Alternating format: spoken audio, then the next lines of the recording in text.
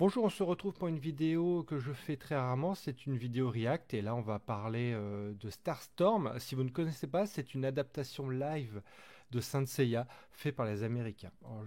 Peut-être que ça va vous surprendre, mais si vous êtes coutumier de la chaîne de Remona, qui est une sorte d'archéologue des Lost Media, elle a découvert ces derniers temps, ces derniers jours, le pilote entier, du moins un pré-pilote de Saint Seiya qui s'appelle Starstorm, qui a été dévoilé il y a quelques années, sur une durée de quelques secondes, peut-être 10 à 15 secondes, qui était sur une bande démo d'une société de production qui s'appelle Renaissance. Et tout le monde s'était dit, mais d'où ça vient? Qu'est-ce que c'est? Est-ce que ça existe quelque part? Est-ce que ça a vraiment été fait? Parce qu'on connaît évidemment les adaptations animées qu'il y a eu. On connaît l'adaptation live qui est sortie l'année dernière, voire il y a 2 ans, qui est passée totalement inaperçue.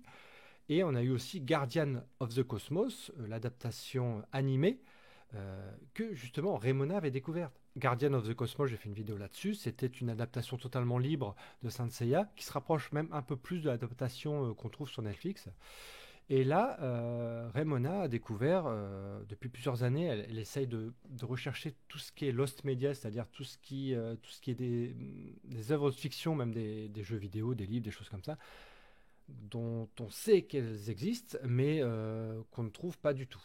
Elle a trouvé l'adaptation live de Sailor Moon. Elle a trouvé, en plongeant donc dans une société de production qui s'appelle Renaissance Atlantic Film, beaucoup de projets japonais que les Américains ont voulu adapter. Donc il y a Sailor Moon, il y a possiblement Dragon Ball. Ça, je pense que ça a été fait, ça ne peut pas ne pas être fait, mais elle n'a pas été, elle a rien trouvé là-dessus. Bon, peut-être ça fait quand même 2 ans qu'elle est dessus, donc elle a des choses qu'elle veut absolument voir. Et pour Sailor Moon, l'enquête avait bien progressé, elle avait trouvé le pilote. Et là, pour Starstorm, en fait, en fouillant, elle a trouvé Guardian of the Cosmos, adaptation animée. Et en fouillant un peu plus, donc elle a trouvé les acteurs, la société de production, la société de montage. Et donc plus elle avait de noms, plus elle pouvait fouiller sur l'historique de ces œuvres-là. Elle a trouvé un listing. Elle a été dans la Library of Congress, c'est une sorte d'INA américain, où on dépose toutes les œuvres. Et là, elle a trouvé Starstorm, et elle a trouvé plusieurs œuvres listées. Elle a commandé des exemplaires de tous. Elle en a reçu qu'un, qui était appelé Starstorm Trailer, donc bande-annonce. Donc pourquoi pas la version longue de ce qu'on a eu en bande démo de Renaissance Atlantic Film il y a quelques années, où on pouvait voir donc des, les personnages de Saint Seiya en live, vraiment, avec une qualité évidemment, bon, années 90, hein, ça date de 94. Et en fait, elle a vu le trailer, elle a dit bon, j'ai une bande-annonce, mais elle a vu la durée 7 minutes. Elle s'est dit, à mon avis, ça a été mal labellisé quand ça a été enregistré à la librairie of Congress. Et donc, voilà qu'elle n'a ni la bande-annonce, ni un pilote full de 45 minutes, ni même de 20, mais vraiment de 7 minutes. C'était vraiment un pré-pilote, vraiment une bande démo de ce que le projet aurait pu être. Et donc, on va le regarder ensemble, tout simplement.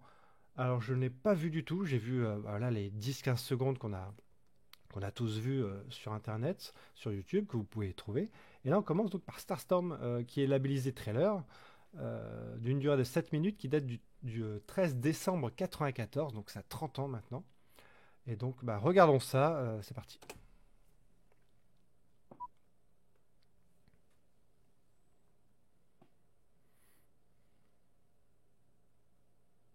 Et merci à Remona de cette découverte.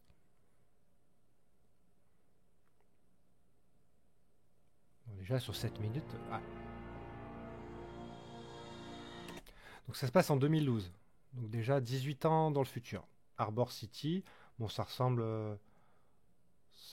à Vancouver, hein, comme dans tout ce qui est filmé à cette époque. Long before the now time, in the days of kings and legends, Atlantis was the center of all civilization. Bellatrix, son of Kronos, and his noble sister Karina ruled the world.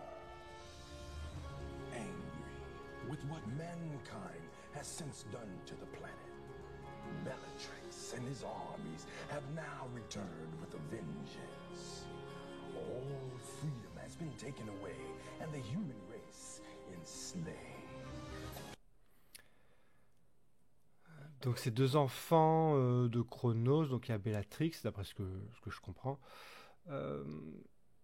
ont l'impression d'être dans Mortal Kombat, hein, Mortal Kombat qui est arrivé, je crois, en 96-97. Et voilà, musique un peu années 90, synthé, faux violon, fausse trompette, tout ça. Un narrateur, un narrateur mystérieux, bon, qui nous met, évidemment, qui nous raconte les prémices de Starstorm. Oh oui, la qualité est dégueulasse, hein, c'est du 240p, donc c'est de la VHS, quoi, même pas. Bellatrix has even imprisoned Karina, his own sister. She remains today in his palace. You will free her. But what could we possibly do? But there's only 5 of us. Excuse me, but with all due respect, sir, who are you? Bon, ils sont 5. Il faut pas être idiot pour savoir que ça va être les 5 chevaliers. I am Omnicron, advisor to the good Princess Karina. I am also your new instructor. It is no accident you are here. On the day of your births, you were chosen by Karina herself to one day fight by her side. For 18 years, you've trained for just this day. The day you too shall proudly wear the star on. Bon, des élus qui ont été choisis depuis leur naissance pour protéger et se battre aux côtés de la princesse. Pour l'instant, voilà, le trope de la prophétie des élus très très années 90, quoi. Bon, ça joue mal, mais ça joue. Look closely and learn. Others before you have been called to wear the star armor. The secret of its powers lies deep in the heavens, at the very core of the cosmos. The armor is indestructible, and only the bravest of the brave are chosen. Oui, c'est clairement moins fun quand l'armure va sur le corps de... ça doit être Seiya, je crois. Là c'est totalement moins fun, moins dynamique que dans la série animée, hein, c'est clair. Into wearing. Those who do are invincible. But the armor will do more than protect you once energized. Alors c'est la deuxième armure, et c'est vrai que dans toutes les adaptations américaines, c'est toujours la deuxième armure. Je crois que dans Guardian of the Cosmos, c'est la deuxième armure aussi. Dans Saint Seiya sur Netflix, c'est la deuxième armure. Ils aiment pas vraiment la première version, hein, les Américains. Through it will pass to you undreamed of powers, the power of the very stars themselves. And from this day forward, you shall wear the armor and possess the power of the star, whose name you shall bear, Centaurus, the burning red giant. Your power shall be known as the flames of Centaurus. Alors c'est pas le même acteur que dans le flashback, mais je pense parce que voilà, il y a plusieurs chevaliers qui ont revêtu l'armure de Pégase. Donc là, il était habillé et avec l'armure, il est torse nu. C'est un choix, mais bonjour les irritations.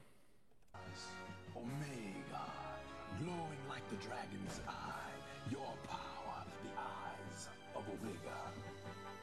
Ça va, les armures sont pas dégueulasses. Fear the chains of Electra. Évidemment, Andromède est une fille, hein, comme toutes les adaptations américaines.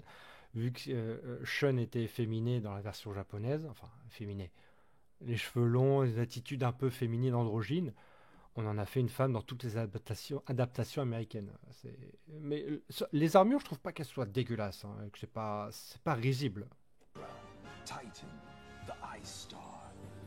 The rings of Titan shall your powers be. And Zenith, born of fire, your power shall be known as... Alors au final, toutes les armures se ressemblent à peu près. La Phénix, Cygne et Pégase, c'est quasiment les mêmes, hein. Mais encore une fois, torse nu, je trouve pas ça esthétiquement très, très réussi. Ça fait vraiment version un peu X bas de gamme, quoi. As the light of Zenith. You five specially chosen young warriors and your adventures are destined to be known to all on Earth as the legend of Starstorm.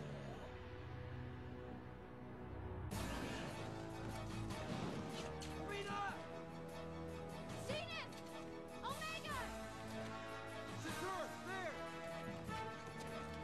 Man, here come the Imperial Guards. You didn't think Bellatrix was just gonna let us walk in here and take her, did ya? I'll try to swing around behind them. You guys watch my back. Lecter, be careful.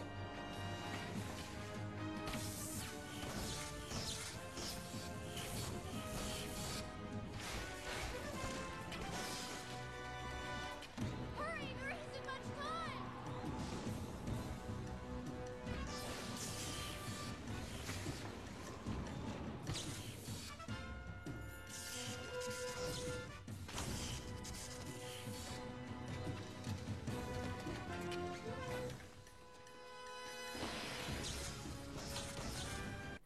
Oula, alors Shiryu, enfin j'appelle Shiryu, qui, oui, alors déjà, c'est vrai que j'avais pas tilté tous les lasers, les choses comme ça, bon, ouais, pourquoi pas. Mais là, ouais, les lasers par les yeux de Shiryu, c'est un choix, c'est quelque chose, quoi. C'est vraiment des super-héros, quoi. Parce que là, les armures ne servent à rien. Il n'y a aucune attaque spécifique au signe qu'ils représentent. Après, bon, voilà, ça fait très années 90. La réal est banale, le montage aussi, pas beaucoup de rythme. Enfin, ça essaye d'avoir du rythme, mais bon, c'est pas. C'est 94, hein, faut pas oublier. C'est pas honteux niveau effets spéciaux, ça va.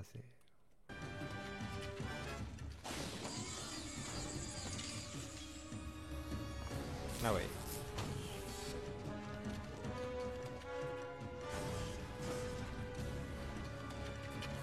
Securus, it's too late. Save yourself. We're not leaving without you.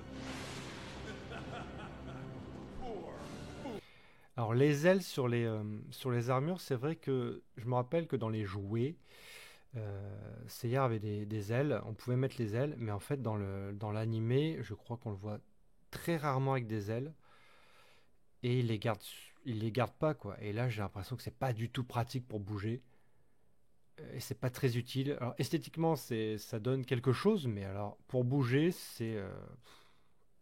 ils ont dû beaucoup se gêner lors du tournage, en tout cas quand ils sont tous proches les uns des autres. Foolish boy. It would be wise to stop where you are.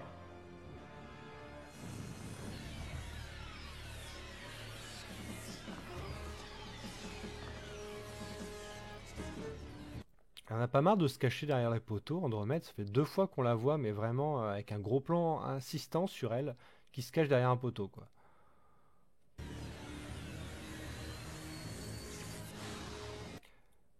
Le masque de mort, le chevalier du cancer, chevalier d'or du cancer.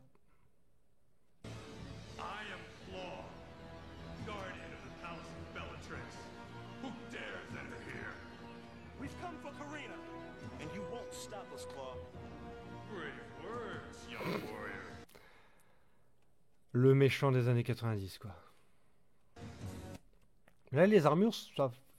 Enfin, oui, ça fait toc, évidemment, mais esthétiquement, ça va, quoi. Ça va. Après, je dis le cancer, je sais pas si c'est vraiment lui, hein, parce que là, il a des armes que le cancer n'avait pas. But there have been others before you. They all failed. You too shall fail. You dare to challenge me?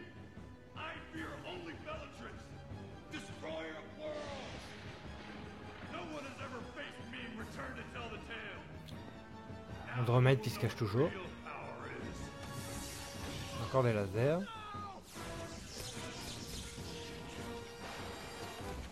En fait, ça se bat pas, ça s'envoie des trucs, quoi. Et Andromède qui se cache encore, la vache.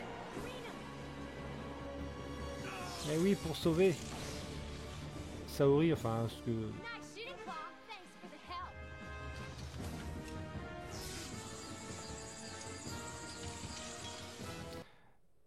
Un truc qui a un pouvoir de...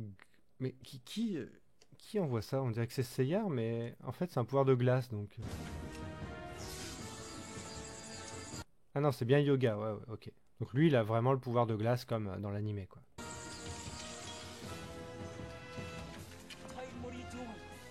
Forget about me, man. We got to go now. Claw's too powerful.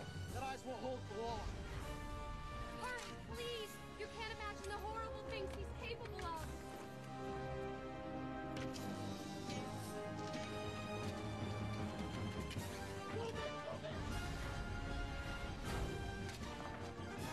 Now you are mine.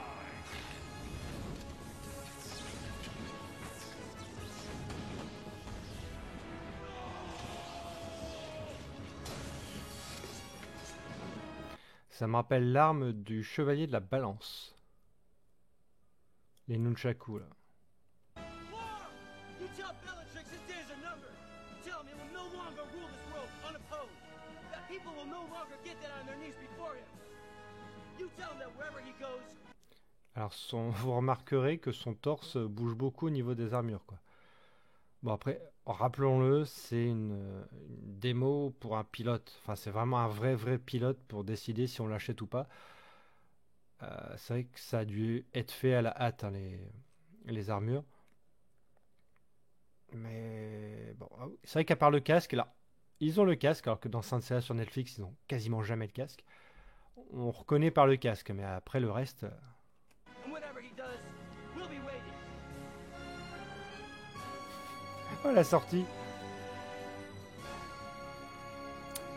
Eh ben non, à suivre, pas du tout. Bon, oui, bon, ça pue le pilote, hein, c'est clair. Il reste des minutes, mais je crois que c'est ce qu'avait dit Ray, c'était vraiment ouais, que du noir. Donc, ok. Est-ce que c'était nul? Alors oui, évidemment, mais à l'époque, je pense qu'on aurait adoré en tant que gamin. Ça n'a rien à voir avec l'esthétisme des combats qu'on a dans Saint Seiya. C'est pas, il n'y a pas de formule, j'allais dire formule magique, mais de formule pour les pouvoirs. Il n'y a pas vraiment de différenciation à part Shiryu qui a des lasers dans les yeux, Yoga qui envoie quelque chose qui a un rapport avec la glace. Tout le reste, à part Andromède qui a sa chaîne nébulaire, mais après tout le reste, bon, c'est vrai que ça donne pas envie, mais franchement c'est quand même génial qu'elle ait réussi à trouver ça. Est-ce que ça va changer toute notre vision de Saint Seiya? Non, mais ça prouve vraiment que les Américains ont essayé beaucoup de fois de faire Saint Seiya sans vraiment garder l'essentiel de Saint Seiya, quoi. Ils ont jamais réussi, ils ont voulu adapter vraiment, c'est une vraie adaptation à leur sauce, en enlevant plein de choses. C'est pour ça que le créateur de Saint Seiya a dit non, ça, on le fera pas. Je pense que ça aurait pu être, peut-être pas une série, mais au moins ils auraient peut-être fait 2-3 épisodes, ça aurait été nul, et ils auraient sorti en téléfilm, et ça aurait fait un pré-Mortal Kombat. Et je pense que ça a peut-être poussé aussi justement l'adaptation de Mortal Kombat. On sait pas ce qui s'est passé au niveau des productions, enfin des producteurs là-bas à Hollywood. Mais on sent quand même que c'est un pré-Mortal Kombat. Enfin, c'est manifeste, quoi. Mais c'est vrai que voilà, par les lasers, les éclairs par les mains, je pense qu'ils n'ont pas voulu. C'est ça aussi, c'est quand tu fais un pré-pilote, c'est soit tu mets beaucoup d'argent pour en mettre plein les yeux et pousser les gens, enfin pousser les producteurs, les acheteurs, tout ça, à dire ok, on y va, go sur le projet. Soit tu mets pas beaucoup d'argent parce que tu y crois pas trop, mais tu veux montrer quand même qu'il y a du potentiel. Là, le potentiel, évidemment, il est là quand on connaît Saint Seiya. Là, on le voit pas vraiment. Au niveau décor, il y en a qu'un. On voit les 5 personnages, mais il n'y en a aucun qui vraiment qui ressort au niveau de la personnalité. Bon, on peut comprendre hein, que ça n'a pas été plus loin. On peut comprendre que c'était curiosité de le voir, c'est vrai. On peut comprendre aussi que les Américains ont eu toujours la même vision là, dans toutes leurs adaptations. Et, donc je vous mets le lien du pilote et de la chaîne de Remona en description. N'hésitez pas à faire vous aussi vos retours, savoir si pour vous ça aurait pu marcher à l'époque. Et peut-être tout changer au niveau des adaptations de tout ce qui est animé. et même des jeux vidéo, hein. Je parlais de Mortal Kombat qui n'était pas un animé, mais on est dans ces eaux-là, hein, 94, 96, 98. C'est vraiment, pendant ces 4 ans, on essaie d'adapter un peu toutes les franchises qui marchent. Et donc, du coup, autant Sailor Moon, j'avais pas fait de react parce que je connais pas vraiment Sailor Moon. Autant la Saint Seiya, bah, il fallait que je le fasse parce que bah, voilà, j'ai grandi avec la série animée. Autant Raymona a dit qu'elle arrêtait là, ça, enfin, d'après ce que j'ai compris, toute cette grande investigation qui a pris 2, 3, 4 ans, qu'il a menée donc de Sailor Moon à Saint Seiya. Mais je pense que Renaissance Atlantique ont plein de projets. Et c'est vrai que dans quelques vidéos, je vous invite vraiment à regarder ce qu'elle fait, hein. C'est très long mais très documenté. Il y avait des adaptations de Transformers, des adaptations de Tamagotchi aussi. Et je pense que franchement, il y a un Dragon Ball qui traîne quelque part, hein. Donc je vous invite à aller voir cette chaîne-là, à vous abonner aussi à Small Things, à liker, à laisser plein de commentaires, vraiment partagez vos impressions. J'aime bien discuter avec vos ressentis là-dessus. Faut se mettre aussi dans le contexte de l'époque et le contexte de maintenant, 30 ans après. Voilà, merci beaucoup. On se retrouve très vite pour plein d'autres sujets. À bientôt.